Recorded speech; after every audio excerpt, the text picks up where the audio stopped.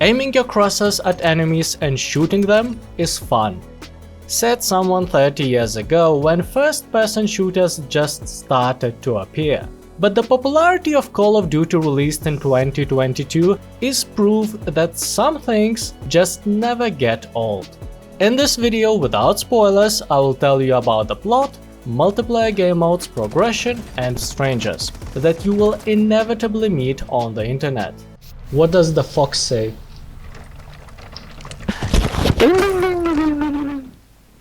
In the campaign, you will meet protagonists from previous Call of Duty games, such as Ghost, Soap, or Captain Price. They will learn about a threat that can cause a serious destruction and kill many innocents.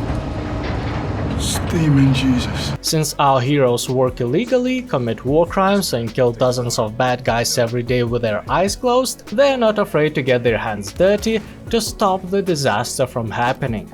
Even if their methods sometimes might be dangerous to civilians they are trying to protect. To do good, you've gotta do some bad.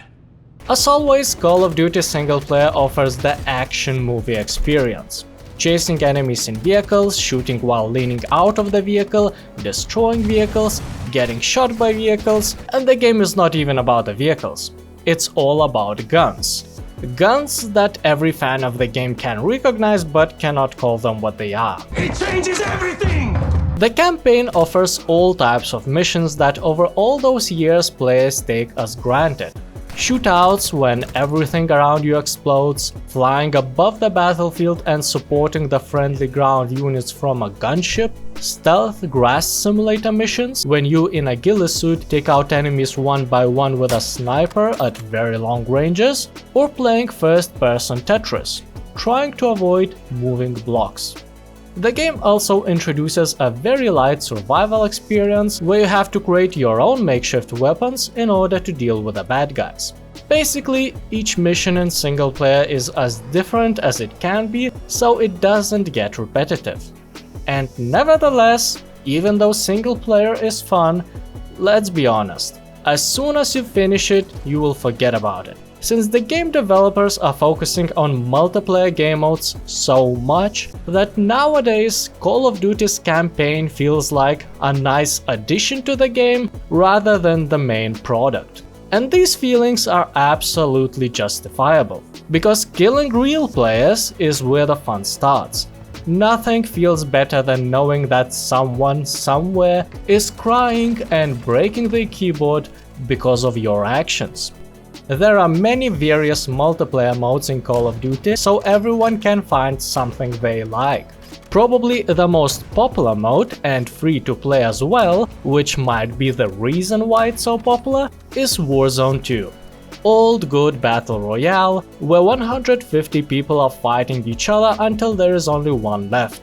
You can play it alone, where everyone fights for himself, or form teams of 2, 3 or even 4 players. Of course, if you have that many friends. Or you can just use autofill function and play with strangers. Anyway, the main benefit to play with a team is that you can always blame others when you die early in a stupid way. Another free game mode that appeared quite recently is called DMZ. It's somewhat similar to Escape from Tarkov. It's even in beta test mode, which at this point I think is a feature of similar survival games. Basically, you play on the same map as Battle Royale and have limited time to do contracts, fight AI enemies, find better weapons, backpack, or better armor plate carrier. As long as you can successfully exfil with a helicopter at the end of a match, all these items will be available to you from the start of the next match.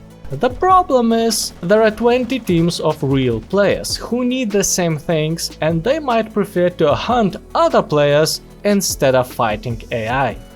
If you bought the game, there are even more game modes like invasions where you and bots fight together, co-op missions where you team up with friends to fight AI, raids that are technically the same as co-op just with more puzzles, 6 vs 6, the standard multiplayer mode, and occasionally there are special events where you get to play whatever the hell that is.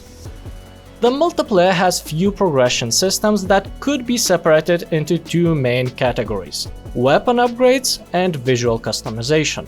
Every time you reach a new level on a certain gun, it will unlock an attachment that can be used not only on that gun, but on all weapons that can use this attachment. So leveling up different rifles will offer you more options when creating your custom builds.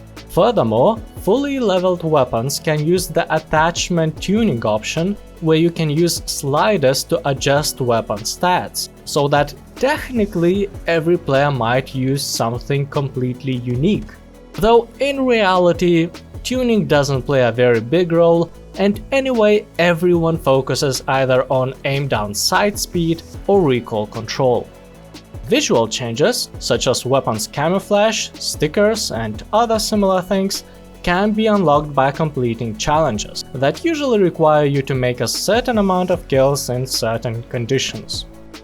One of the most fun things in this game mode is proximity chat. It allows you to hear and even talk with every player within 50 meters, as long as they are also using in-game voice chat.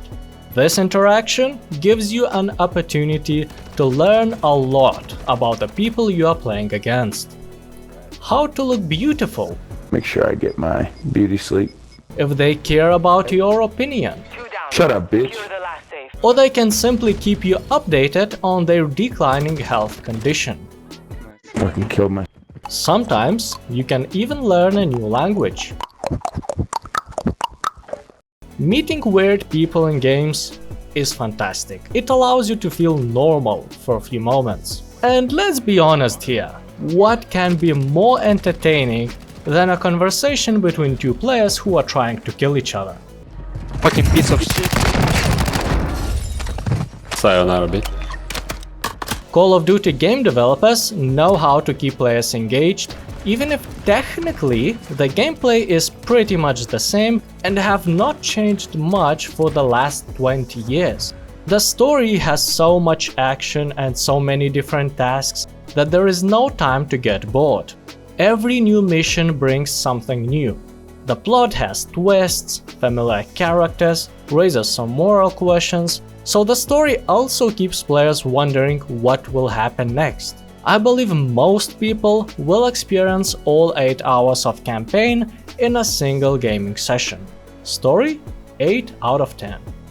The gameplay for the most part can be described as aligning the center of your screen on the enemy's body and pressing the fire button. With some small exceptions when you have to throw something dangerous towards opponents or use utilities such as UAV or heartbeat sensor that allows you to find those enemies easier. But the gameplay is not only fighting others, it's also positioning, moving across the map using cars or helicopters, and even using inventory, which is a common feature in RPG games but is somewhat new in first-person shooters.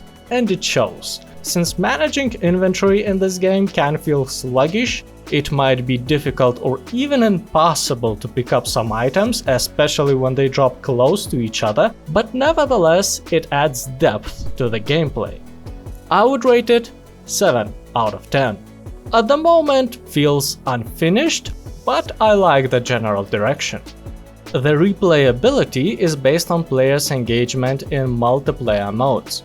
As long as people want to compete against each other, socialize with friends fighting on the same team, improve their statistics and show their totally unrealistic but very colorful camouflages, there will be Call of Duty giving them exactly that. Though developers are moving forward, offering new game modes, with the best example being DMZ, so that every player can find something they prefer. Replayability 8 out of 10. Call of Duty players were shooting each other for many years, and I don't think that they will get bored anytime soon. Thanks for watching, have a nice day, align the center of your screen at your opponent, and press the fire button for another 30 years.